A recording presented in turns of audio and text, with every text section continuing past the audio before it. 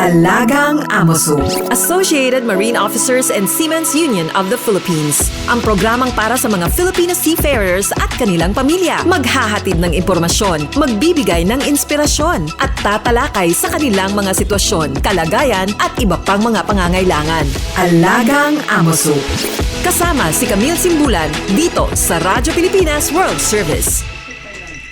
Ayan, magandang araw po sa lahat ng ating mga tagapakinig, lalo na sa ating mga ka-Amosup. Nandito na naman po tayo sa Alagang Amosup, ang serbisyo publiko sa radyong hatid ng The Associated Marine Officers and Seamen's Union of the Philippines o Amosup at ng Radyo Pilipinas World Service. Sa ngalan ng ating program host na si Miss Camille Simbulan, ako po si Lara San Juan. Sa programang ito ay pag-uusapan natin ang iba't ibang programs and welfare services ng Amosup para sa mga miyembro at dependents ng ating unyon. At nag-feature din tayo dito ng mga natatanging marino na maaring magbahagi ng kanilang journey at sea. Tayo rin po ay live sa Radio Pilipinas World Service Facebook page, kaya shout out po to all the members and dependents of Amosup. Isang makabuluhang talakayan na naman ang ating ihahatid sa inyo ngayong araw. Pag-uusapan natin ang Amosup Welfare and Mutual Benefit Plan o WMBP. Isa sa mga benepisyo at serbisyong handog para sa ating mga mandaragat at kanilang mga pamilya. Makakasama din natin ngayong araw ay isang sa dalawa sa ating mga union officers na magbibigay linaw at detalye tungkol dito. Kaya't ating abangan, manatiling nakatutok dito lamang sa ating programang Alagang Amosup. Walang maiiwan kasama nyo kahit saan dahil pamilya tayo dito. Alagang Amoso. Sa Radyo Pilipinas World Service. Kaya po ang ating mga special guest for today's Alagang Amosup episode ay sila po ay mahigit 10 taon nang naglilingkod sa ating unyon. Ladies first po mga tagapakinig, mga ka-Amosup, kaya aking ipakikilala si Miss Maureen Sadicon, isang opisyal mula sa Amosup Welfare and Mutual Benefit Plan or muli WMBP. Welcome po ma'am to Alagang Amosup. Magandang umaga sa iyo, Miss Lara. Magandang umaga sa ating mga televiewers. Magandang umaga sa ating mga miyembrong mandaragat. Ayan, maraming salamat po. At syempre, kasama rin natin dito si Mr. Waki Alde. Isa rin po siyang opisyal mula sa Amosup WMBP. Welcome po, sir, to Alagang Amosup. Magandang araw sa iyo, Miss Lara, at sa mga tagapakinig. Ayan, thank you po. All aboard sa talakayan. Palalimin pa ang inyong kaalaman. Alagang Amoso. Dito sa Radyo Pilipinas World Service. Ayan, all aboard tayo ngayon sa ating talakayan dito sa Alagang Amosup. Ang topic po natin ay Amosup Welfare and Mutual Benefit Plan. Ano nga ba tong WMBP? Kasi parang lagi nating naririnig ay Provident Fund. So ngayon na alamin natin para po mas ma-maximize po ng ating mga members ang kanilang mga benepisyo. Sisimulan na po natin sa tanungan na ito para po sa kaalaman ng ating mga tagapakinig, lalo na po ang ating mga members and dependents.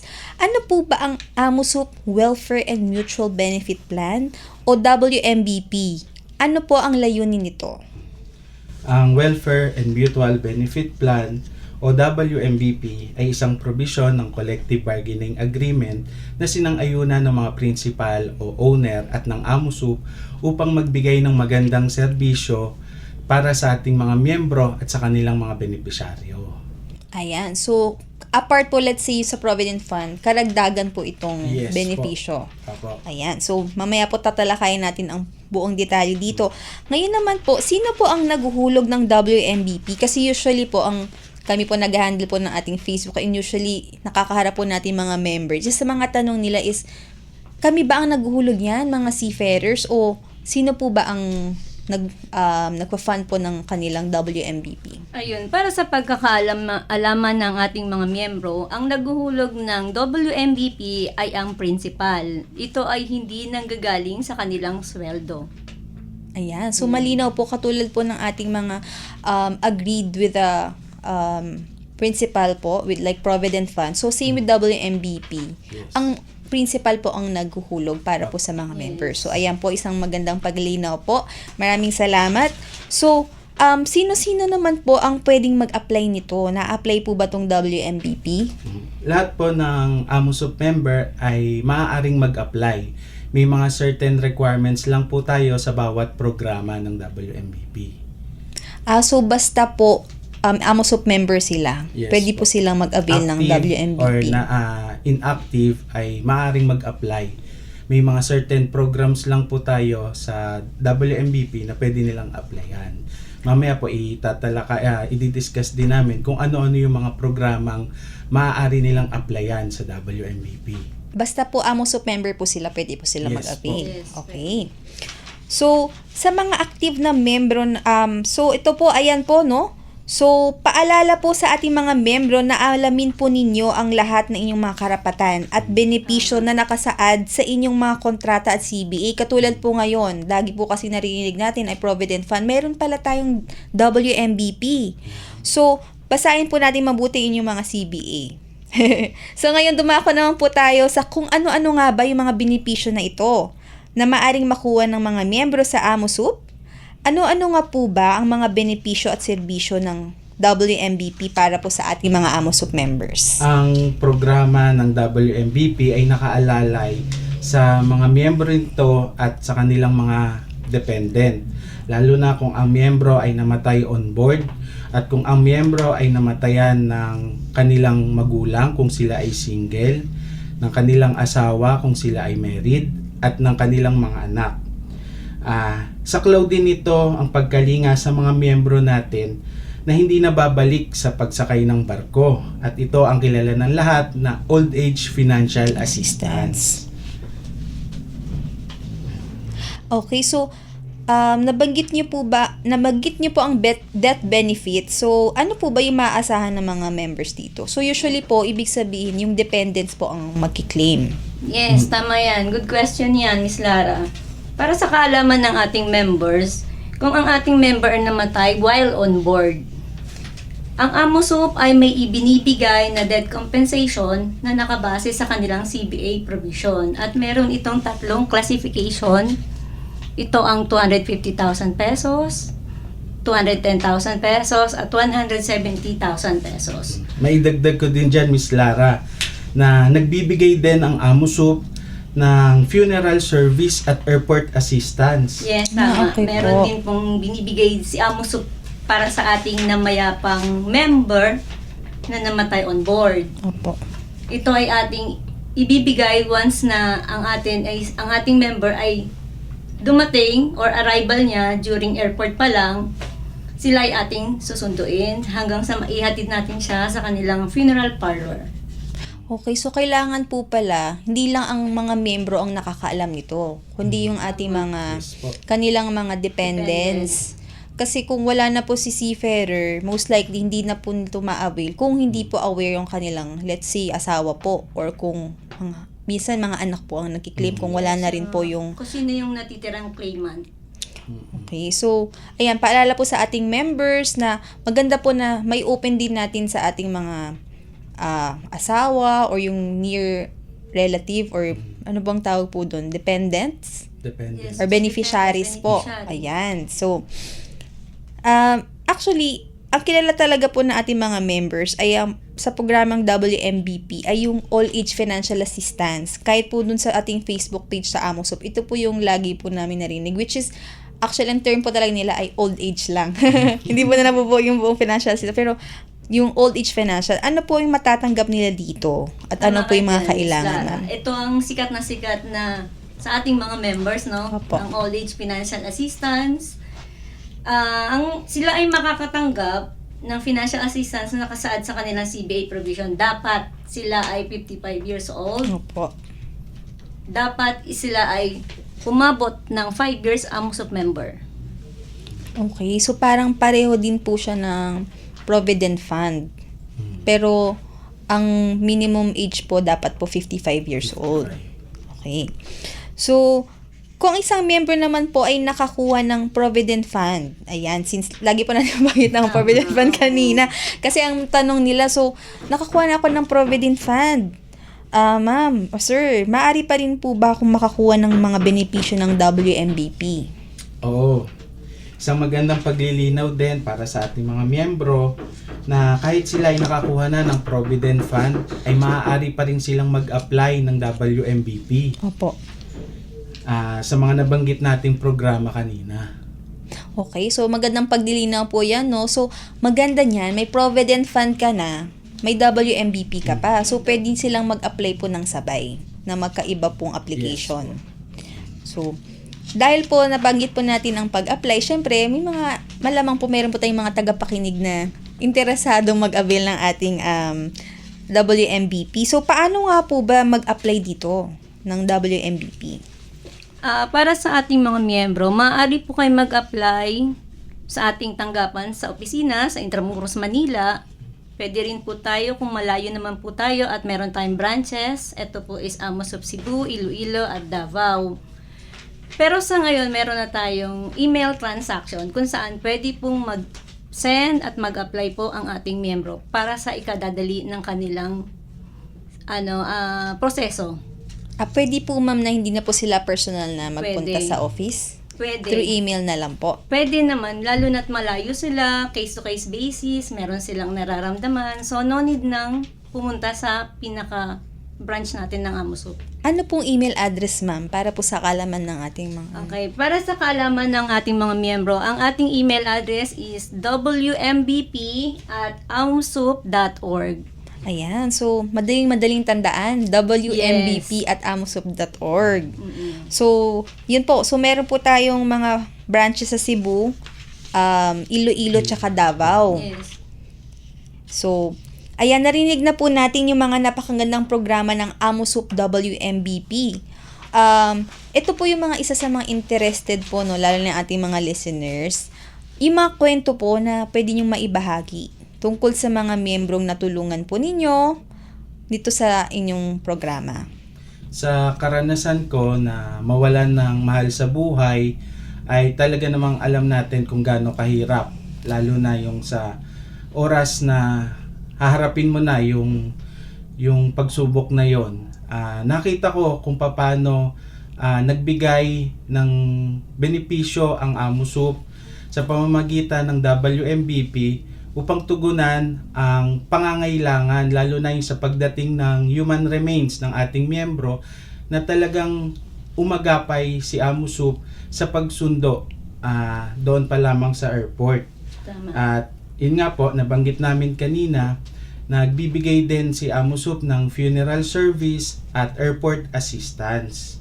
At hindi lamang po sa pagkawala ng isang mahal sa buhay, na-experience ko din na nandoon din si AMOSUP sa pag-claim nila, sa pag-claim ng miyembro ng old age financial assistance na masasabi nating nagagamit nila, lalo na doon sa mga hindi na ulit babalik ng pagsakay sa barko. Totoo yan, Sir Waki. Sobra-sobra talaga ang naibigay na tulong ni AMOSUP para sa ating mga members. Karagdagan pa nito ay mga binibigay ng AMOSUP na funeral service at airport assistance. Sila po ay susunduin natin kung sakaling ang ating member namatay during on board. From arrival pa lang nila, nakaabang na po ang ako po as staff, opo. Nakaabang na po sa airport hanggang sa maiayos natin siya sa paglabas, hanggang funeral parlor po ni member. Okay. So, talagang ano po ito, no? Talagang personal po kayong sumusundo, nag-a-assist po sa ating mga members. Isang malungkot po na, alam mo yun, na ganun po natin na, pero maganda na kahit ganoon, serbisyo pa rin po tayo sa ating mga members. So, isa rin po sa gusto po nating i-highlight, no, sa ating programa ngayong araw, dahil hindi po natin masyadong na ma-maximize tong airport assistance and funeral service. Kaya maganda po na ngayon po ay na-inform at na-educate po natin sila na meron po tayong mga ganitong programa na pwede pong ma-avail ng ating mga members and dependents. So, since marami pa po tayong oras, sir and ma'am, baka pwede niyo pong elaborate para po sa kaalaman ng ating mga members, yung mga programa po ninyo in detail po. For example po, ano po ba yung mga, kasi kami po sa tuwing nakakatanggap po kami ng mga inquiries po sa ating mga members. Usually, ang tanong po dyan is, parang kunwari po, namatay po siya on board. Paano naman po kung nakababa na po siya? Doon po siya binawian po ng buhay. Yan, okay. Eligible pa po ba siya? Eligible sila, kailangan din, umabot sila ng 5 years. Doon naman sa mga namatay natin or naging member natin na namatay dito sa lupa, meron din silang marireceive na financial assistance. Nakabase din ito sa 5 years AMOSOP member nila. Basta po 5 years po silang member, automatic meron po silang Meron silang makukuha. financial assistance na makukuha. Yung ADET Oo. benefits. Aidet. Paano naman po yung parang may narinig po ako na may grace period na 30 days, saan po nag-a-apply yun? Yung pag nakababa na po si member. Ang 30 days grace period, ibinibigay naman natin to kung ang ating member namatay, wala pa siyang 30 days na nag-i-stay dito sa lupa. Opo. Sila ibibigyan natin financial assistance. So pwede rin po yun, na Yes. parang basta within 30 days po pagkababa po niya ng barko, magiging eligible pa po Eligible din si member natin. So, ano pa po yung mga pwede po nilang ma-avail? Or ito po, yung mga requirements pala, sir and ma'am. Ano po yung mga requirements? Kasi, kaya po maganda po na nabanggit po ito kanina. Kasi po, baka po may mga nakikinig po tayo ngayon na pwedeng namatayin po sila ng asawa. So, hindi po nila alam na, ay, baka meron akong ma-avail. Usually, siguro po yung mga documents ng seafarer, baka hindi na po nila alam kung... Usually, mayroon po ba tayong requirements na kailangan po nilang dumulog sa, let's say, sa manning, or parang may mga, ano po ba yung mga requirements na to? Kasi, yung mga usually pong natatanggap po namin concern, let's say, yung mga seafarer wife. Minsan, nalaman na lang din nila sa ibang nag-avail. Oo, Di ba? sa mga kapwa-member nila, Opo, no? na parang, paano po ba? Yung kahit yung mga basic lang po na pwede nilang i-prepare, like, kung seaman's book ba yan, or mga ganun lang po. Ayun Ano po ba na? Ang kailangan lang po namin ay Seaman's Book or yung Sea Service Record ng miyembro para po ma-validate yung mga barkong nasakyan ng ating miyembro. Kung sa ganon, doon po tayo magsisimula ng pagbibigay ng mga benepisyong maaari nilang matanggap. Seaman's Tama book yan. lang po. Seaman's Book. So, seaman's book lang po. Karagdagan po doon yung mga death certificate ni Apo. member, marriage certificate, at sinasama na natin ang Senomar.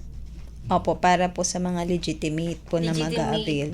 Beneficiary. Beneficiary Yeah. po. May dagdag ko din na mas mainam po na sa bawat miyembro natin ay mag-update sila ng 201 file sa Records Department para sa ganon ay updated yung record nila at walang agam-agam yung kanilang mga dependents na sa panahong kinakailangan yung mga ganong dokumento. At least meron na po si AMOSOP at updated yung file ni member.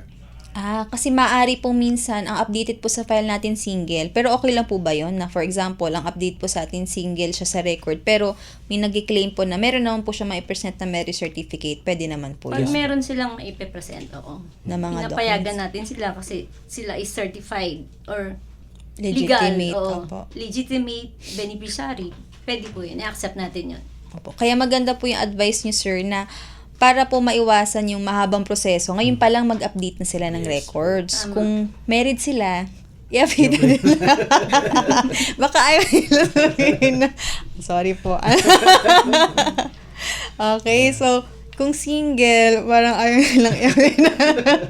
Kung single, mag-update ka pa din. Kung single, Oo, ano? single, Dahil mag-update ka. Yung magulang mo naman ang makakatanggap. Okay, tama po, Isa tama. pa sa karagdagan, para hindi sila mahirapan din sa pag-access sa hospital. Pagka magpapa-check up, So connect po ito. Connect. Hindi lang po sa Kailangan- WMBP. Tama. Actually, number 1 pong concern yan kasi usually po, nag-a-avail ng hospital benefits from time to time. So, yes, maganda oo. na In case updated. of emergency, madali natin silang ma-check yung kanilang record. So, no need na kung sakaling Sabado, Linggo, wala naman tayong office hours of office noon. Opo. Madali sila makaka-access sa hospital natin. Ito po kasi isa sa mga concern dahil pag kasing death benefit, ang ano po natin dyan, sino ba yung next beneficiary? For example lang po, nabanggit po natin na single si member. Kung wala na po ang kanyang magulang, meron po bang like, sino po yung susunod na mag-avail? Yes, yan. Paano po kung magkaaway-away po yung mga kapatid niya? So far, wala naman Wala tayo bang mga gana, ganyan. maganda po marinig yan na wala nag-aaway-away. Yes, syempre, pag ganun ang case, next of kin tayo. pwedeng si eldest. Kapatid po Yes, talaga. kapatid. Pwede Kung naman marami po yun. sila, hati-hati natin. Basta equal share po. So kailangan pong i-justify kung ilan totoong mga kapatid. Mas Tama. maghahati-hati po sila. Tama yan. Next up pin tayo babagsak kung wala ng both parents.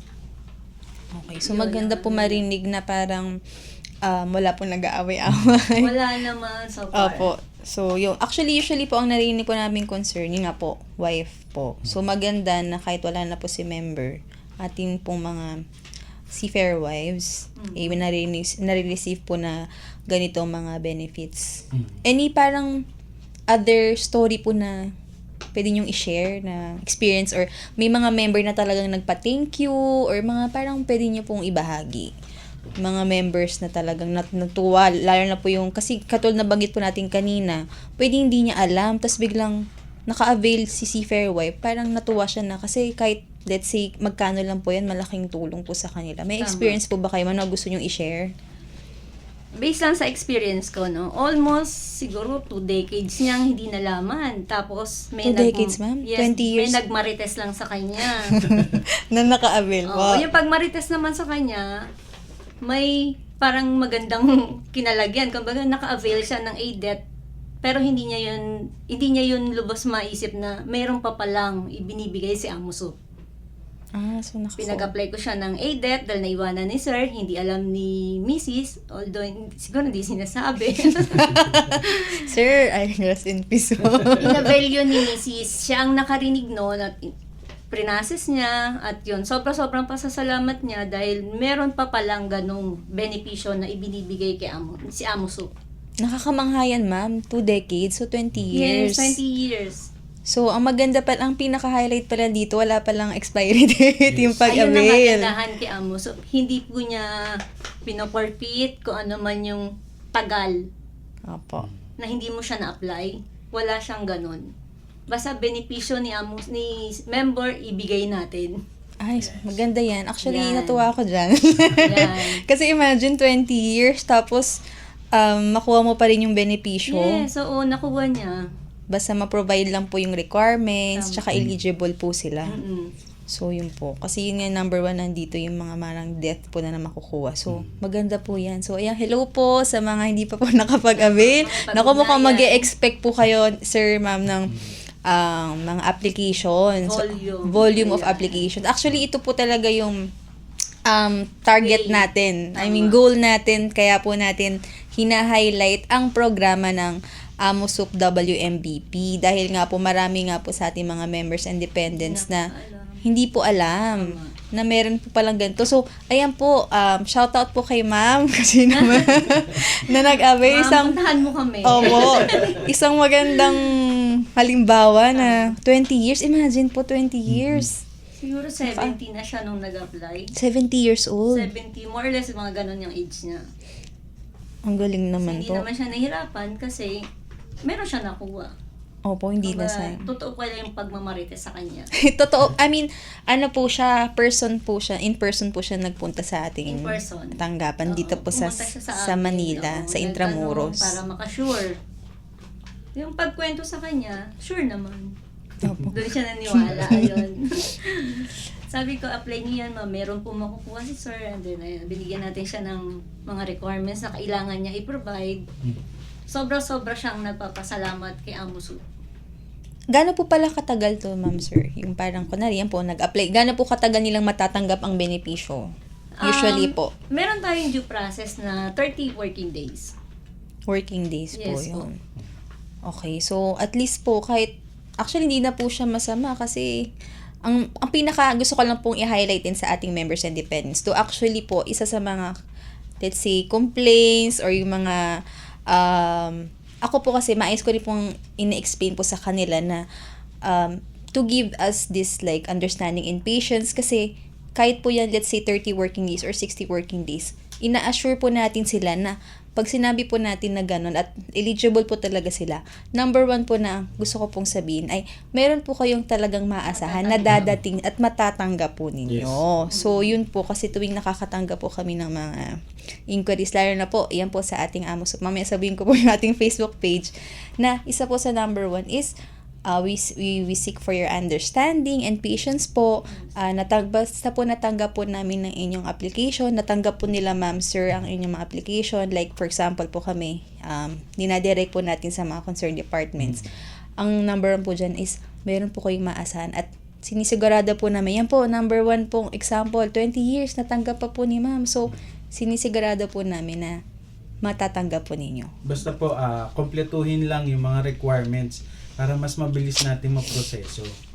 Minsan kasi, kaya natagal, may mga kulang pa na mga requirements na hindi pa nila maibigay. Pag po kompleto, maasahan po ninyo na mas mabilis naming maibibigay ang benepisyo ninyo.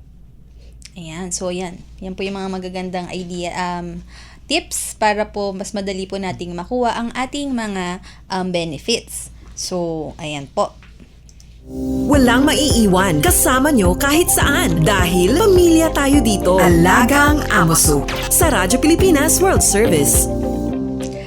At para po sa mga other welfare programs po ng Union, syempre makipag-ugnayan lamang po kayo dito sa ating Amosup Contact Center. Yan po ay sa ating main office sa Manila. Or Amosup Contact Center or ACC para sa inyong mga katanungan o karagdagang impormasyon. Operating hours po is mula 8 a.m. hanggang 5 p.m. po. Telephone number +632-8527-8491 hanggang 98. At maaari po rin kayong tumawag sa inyong mga mobile phones Globe +63945-795-5345 at para naman po sa Smart +63920-437-1496. At syempre naman po, Ma'am Sir, bilang pangwakas, ano po ang inyong mensahe sa ating mga tagapakinig? Para sa ating miyembro, no, lagi lang nating alamin ang ating benepisyo. Opo. Kasi ang ating member, kadalasan, alam nga ang Provident Fund. So, kahit nakuha nyo na yon, basta hindi na kayo sumasakay at umabot kayo sa 5 years, pwede kayong maka-avail ng financial assistance. Maraming So, yun lang po ang ipaparating ko sa ating membro. Alamin nyo ang benepisyo nyo. Ayan, thank you ma'am. Sir, meron po kayong gustong sabihin? Patuloy tayo na magkaisa upang siguraduhin protektado at maayos ang kalagayan ng bawat miyembro. Nandyan ang Amosup. Ayan, maganda po yung sinabi niyo sir, no? So, andito po ang Amosup. Isa rin po sa magandang sabihin dito ay, kung kayo po ay mag-a-avail ng WMBP, sila rin po ang personal na mag-a-assist. Opo, so sila po ang personal na mag-a-assist at magpo-proseso ng inyong mga application. At sila po talaga ay nagpunta dito para po sila mismo yung magsabi sa inyo kung ano ba yung mga benefits ninyo. So, pagdating po ninyo sa Amosup, si Ma'am Miss Mau tsaka si Sir Waki po, sila po yung mga maabutan nyo doon sa department nila. So ngayon pinakikilala ko na po sila sa inyo. So mukhang dadagsa po ang ating mga application. So ayan po Ma'am Sir, dito po nagtatapos ang ating kwentuhan. Kasama po si Miss Maureen Sadicon at Sir Waki Alde. Ma'am Sir, maraming salamat po sa inyong pagsubaybay. Salamat po sa mga kasama natin sa Radyo Pilipinas, Miss Susan Aizon, Erin Peñano, Milo Jonela, Jay Arevalo, Jerome Toledo, at syempre sa ating kaamusup na si Shane Lontok. Hello!